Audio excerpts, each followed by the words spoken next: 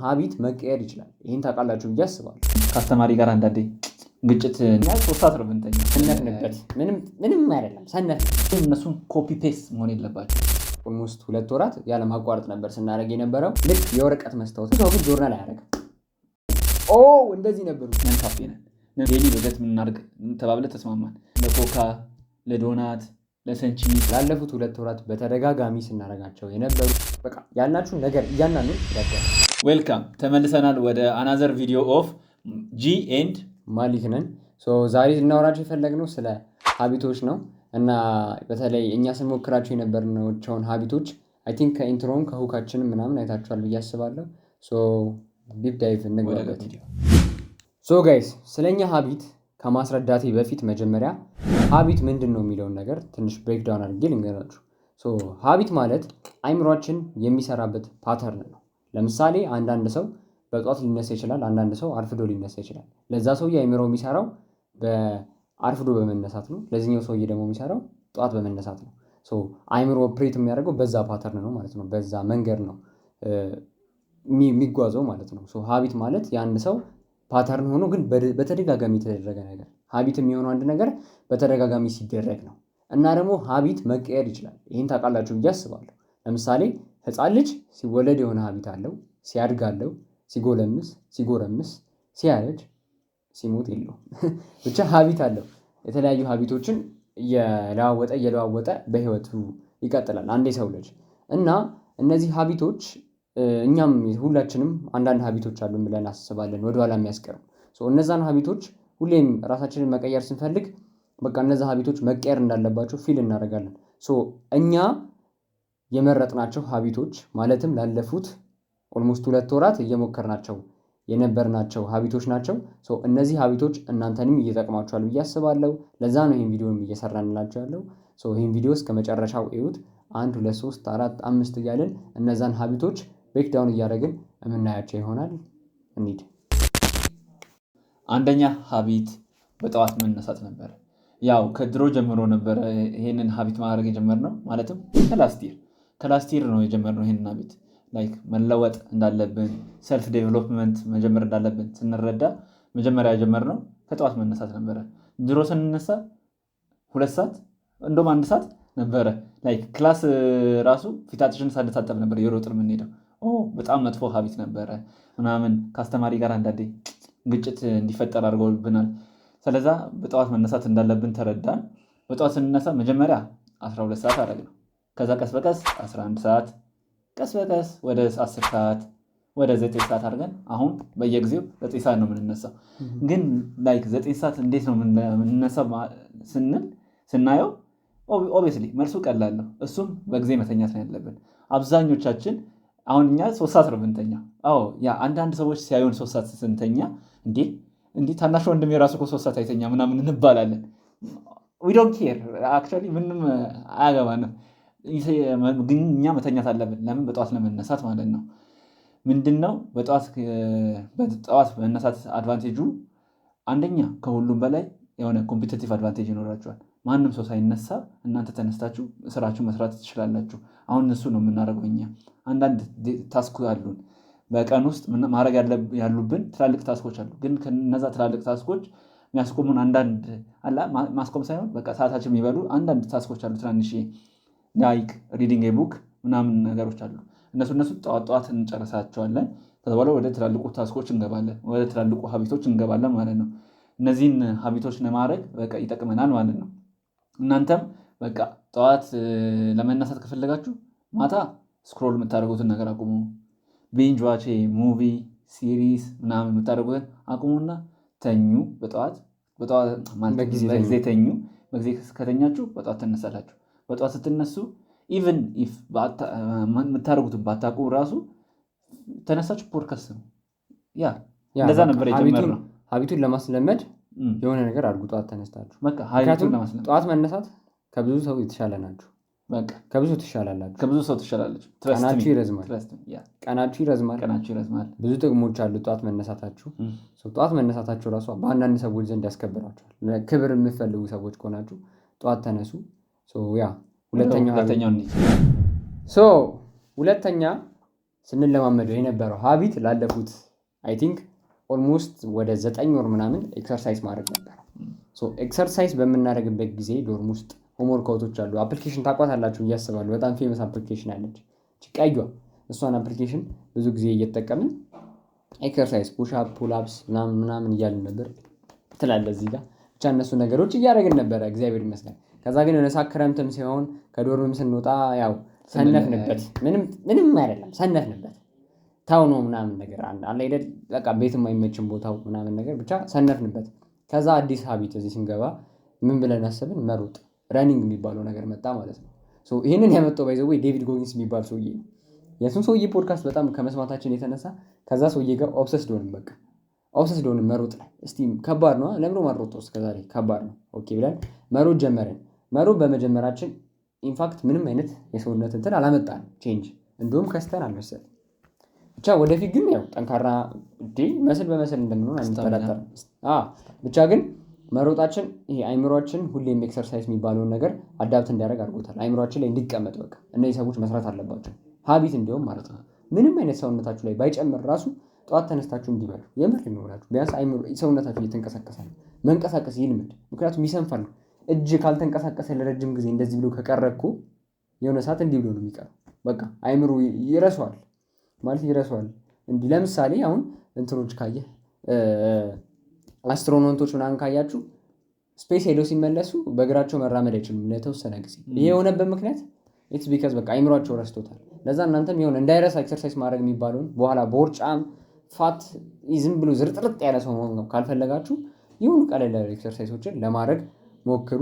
እና ደግሞ የምትሮጡ ልጆች ከሆናችሁ ደግሞ መቼም እንዳታቋርጡት ማለት መቼም እንዳታቋርጡት። በቃ ዛትስ ኢት። ጧት እንሮጣለን እኛም እዚህ ዩኒቨርሲቲ። ግን አንዳንድ ሾው አፕ የሚያደርጉ ሰዎች አሉ፣ አንዳንዴ ደግሞ የማያደርጉ ሰዎች አሉ። የሆነ ልጅ አለ ይሄን ቪዲዮ የሚወከው ለተላለ ብቻ ሁሌም ሾው አፕ ያደርጋል። ሻሮት እንደዛ ልጅ ስሙንም ባናውቀውም በፊት የምናውቀው ልጅ አለ። ሁሌም ይሮጣል። ሁሌም ብቻውን ነው ደግሞ። እኛ እኮ 2 ነን ቢያንስ። ግን እንዲህ ጅምር ተውት ምንም ያመጣላችሁ ነገር የለም። ፎር ዘ ኔክስት 21 ቀን የሆነ ኤክሰርሳይዝ ምረጡና ግግም በሉበት። እዛ ላይ በቃ ግግም በሉበት። ማንንም እንዳሰሙ እንቅልፍ ቢመጣ ምን ቢል ተነሱ።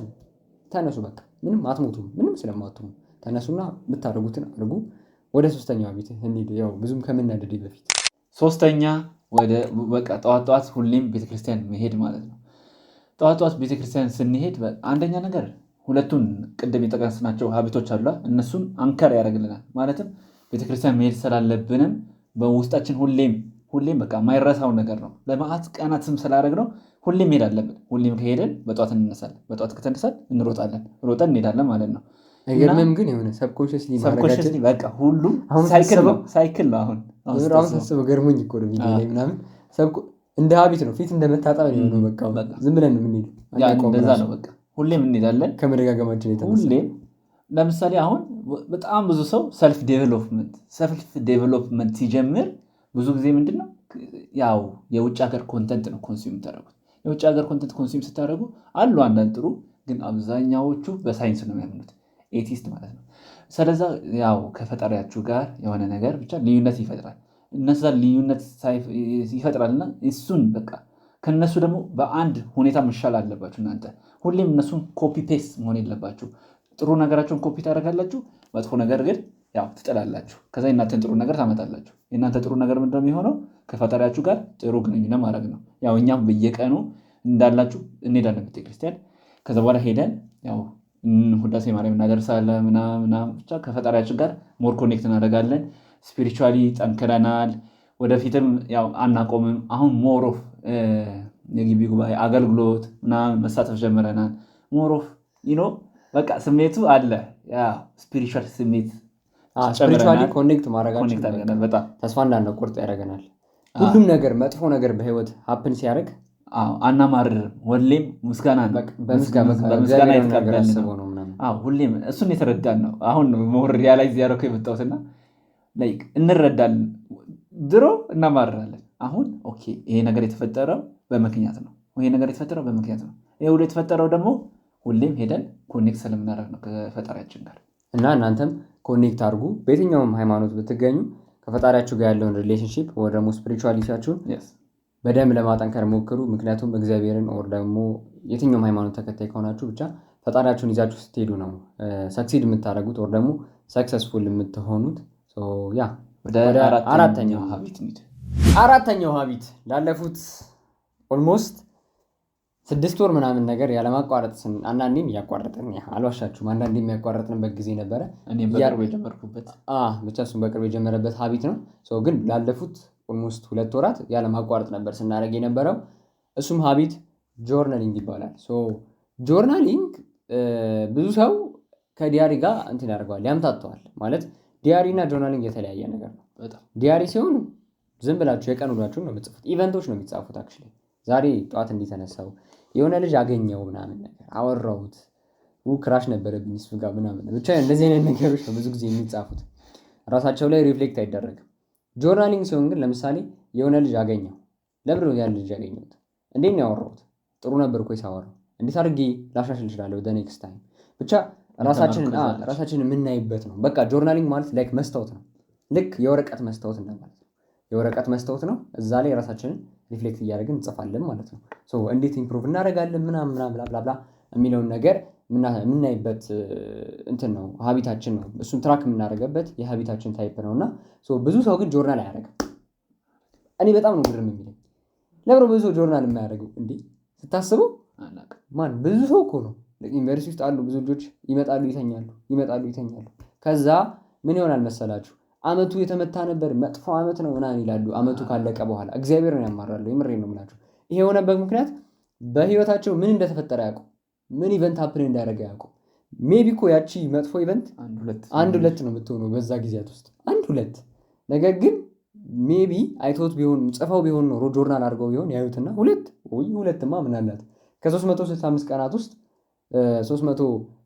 363ቱ ጥሩ ከነበረ ሁለቱ ቀን መጥፎ የነበረችው ለዛ ችግር የለም 2 ቀን 360 ምናምን ቀን ደስ የሚል ላይፍ አሳልፍ ያለው ብሎ እግዚአብሔርን እያመሰገነ ግሬትፉል እንዲሆን ያደርገዋል ማለት ነው ጆርናል ማድረጉ። ይሄኛው ቪዲዮ እያያችሁ ያላችሁ ሰዎች ከሆናችሁ ጆርናል ለማድረግ በቃ ወስኑና ከአሁን ጊዜ ጀምሩ። በቃ ከዛሬ ጀምሩ። ዝም ብላችሁ እስቲ ዛሬ በዚህ ሰዓት ተነሳው፣ ለመጀመሪያ ያክል በዚህ ሰዓት ስለተነሳው ምን ጥቅም አግኝቻለሁ? ቲንግስ አይ ለርንድ ቱዴይ፣ እንደዚህ ነገሮች ተምሬያለሁ። ምን አይነት ሚስቴኮችን ሰርቻለሁ? ከሰው ሚስቴክ ምን ነገሮችን ተምሬያለሁ? ለጎሌስ ምን ያህል ቅርብ ነኝ? ምን ያህል እየሄድኩኝ ነው? ዛሬ ምን ያህል ስቻለሁ? ምን ያህል ሰው እሺ ብዬ ጎሌን ቺት አድርጌበታለሁ? ጎሌ ላይ ኦር ደግሞ አላማዬ ላይ ቺት አድርጌያለሁ? ምን ያህል ሰው እሺ ብዬ ብቻ የመሳሰሉት ነገሮችን እየጻፋችሁ ህይወታችሁን ትራክ ለማድረግ ይጠቅማችኋል ማለት ነው። አንዳንዴም ተመልሳችሁ ስታዩት ያስደንቃችኋል። የምሬን ነው የምላችሁ። ኮንቴንት ላሰሩ ትችላላችሁ እንደኛ። እኛውን ኮንቴንት ሰርተን አሁን ይሄ ኮንቴንት አለ ወደፊት ስናየው እንደሚያስደንቀን አናውቅም፣ እንደሚያስደንቀን አንጠራጠርም። ነገር ግን እናንተ ይሄ የሚያስፈራችሁ ከሆነ ጆርናል አድርጉ። ያኔ የነበራችሁ ፐርሰናሊቲ እንደዚህ ነበርኩ ምናምን የምትሉት ታይፕ ኦፍ ፐርሰናሊቲ ልታገኙ ትችላላችሁ። እነዚህ የዛሬ 4 ናቸው። ግን ያው ሪኮማንድ እናደርጋችሁ ያው ቪዲዮ ስለ በህዳር ወር ውስጥ የተፈጠሩት ነገሮች በጆርናል አድርገን የተማርነው ነገር እዚህ ጋር እናስቀምጥላችኋለን። ሄዳችሁ እዩት፣ ይጠቅማችኋል። 5ኛው ዴሊ ሀቢት ምንድነው? በቅርቡ የጀመርነው ዴሊ ሀቢት ነው። እሱም ዴሊ በጀቲንግ ነው። ዴሊ በጀቲንግ ምን ማለት ነው? በየቀኑ ምንድነው የት ነው ብራችን የምትውለው? ምሳሌ ስንት አወጣን፣ ቁርስ ምንድነው ያወጣ ነው ምናምን፣ እያንዳንዷን ዲቴይል ብራችንን እንጽፋለን። ኢቨን ብር የምናወጣበት ቀን ካለ ብር መቼ እንደገባልን መቼ እንዳወጣን ምናምን እሱም እንጽፋለን። ለምንድነው ሁሉ የምናደርገው? አንድ ጊዜ በቃ ኮስት ሼሪንግ፣ ያው እንደምታውቁት እንደ አብዛኛው ተማሪ ነን ካፌነት ስትሆኑ በቃ ኮስት ሼሪንግ ይገባላቸዋል። ኮስት ሼሪንግ ሲገባልን በቃ የወሩ መጨረሻ አካባቢ ሊደርስ ሲል አካውንታችንን ስናየው የለም፣ ወዴት ነው የሄደው? ብሩ ወዴት እየሄደ ነው ምናምን ብለን መጠራጠር ጀመረን። ግን ወሩን አታስታውሱትም፣ እያንዳንዱ የተፈጠረው አክሽን አታስታውሱትም። ስለዛ ምንድን ነው ብሬን የጨረሰው ነገር ብላችሁ ማወቅ አትችሉም። ስለዛ ምናበጀን ዴሊ በጀት ምናደርግ ተባብለ ተስማማን። ዴሊ በጀት ማድረግ ስንጀምር ኦኬ እስቲ አሁን ለምሳሌ እናንተ ስንት ነው ስንት ጊዜ ነው ለኮካ ለዶናት ለሰንቺፕስ እያላችሁ የምታወጡት በቀን? ይህኔ እኮ አንዳንዴ ስትገዙ ኢሞሽናሊ ነው የምንገዛው። ብዙዎቻችን ኢሞሽናሊ ነው የምንገዛው። ኢሞሽናሊ ስንገዛ አናስታውሰውም ያንን ነገር። በቃ ሳቲስፋክሽን ይኖራል። ትበላላችሁ፣ ትጠጣላችሁ። ኢቨን የሆነ ነገር ጨዋታ ራሱ ሊሆን ይችላል። ፔስ ትጫውቱበታላችሁ ምናምን ያልቃል። ከዛ በኋላ ግን ወሩ ሳያልቅ ብሩ አለቀ። ኮሼሪንግም አልገባላችሁም። 1-2 ቀን ልትራቡ ነው ማለት ነው። እንደዛ ሳይፈጠር በፊት ራሳችሁ ማየት አለባችሁ። እነዚህ ነገሮች ኦኬ፣ ኮካ በጣም የጠጣው ነው በዚህ ወር፣ ሰንቺፕስ በጣም የበላው ነው ምናምን ያላችሁ መቀነስ ራሱ አይደለም፣ ብታቆሙት አሪፍ ነው እላለሁ። ፐርሰናሊ ሄልዚ ላይፍም ነው። ግን ያው እነዚህ ነገሮች ፋይናንሻሊ እየጎዳችሁም ስለሆነ ቀንሱት። አስማች አስፖስብል መቀነስ ጀምሩ። እነዚህ ሀቢቶች ላለፉት 2 ወራት እና ላለፉት 2 ወራት በተደጋጋሚ ስናደርጋቸው የነበሩ ሀቢቶች ናቸው። የእኛ ህይወት ላይ ትልቅ ኢምፓክት አመጥተውልናል። ይህንንም ቪዲዮ ይህንንም ነገር ሼር እያደረግን ያለ ነው ለእናንተም የሚጠቅም ስለሆነ በቃ ይጠቅማል። የሚጠቅም እንደዛ ብላችሁ እንዳታስቡ፣ ይጠቅማል። ይህን ነገር እያያችሁ ከሆነ ማለት ነው በቃ ያልናችሁን ነገር እያንዳንዱን ሄዳችሁ አድርጉ። እያንዳንዱን ላይ ሊከብዳችሁ ይችላል። እያንዳንዱን ነገር ቀስ በቀስ ነው። እኛም እነዚህን ቀስ በቀስ ስልኩ አርጉት በቃ ለማለት ነው። አሁን ሁሉንም በአንድ ቀን ባይጀምሩትም ግን ለማድረግ አይምሯቸውን ያዘጋጁ። ግዴታ 9 ሰዓት መነሳት የለባቸውም። ግዴታ የሆነ 4 ሰዓት የሚነሳ ከነበረ 12 ሰዓት ተነስ። በቃ እንደዚህ ነገሮችን አድርጉ ነው። ጆርናል ማታደርጉ ከሆነ የሆነች ነገሮችን ጻፍ አድርጉ። ብቻ የሆነ ከትንሹ ጀምሩ። እና ደግሞ አቶሚክ ሀቢት የሚባል መጽሐፍ አለ። እሱ ሪኮመንድ አደርጋቸዋለሁ። ስለ ጆርናሊንግ የሰራ ነው ቪዲዮ አለ። ዲስክሪፕሽን ላይ እናስቀምጥላችኋለን። ኦር ደግሞ እዚች ጋር ታገኙታላችሁ። ወይዛች ጋር ብቻ ኤዲተሩ እዚህ ያስቀምጠዋል። እዛ ጋር ታገኛላችሁ።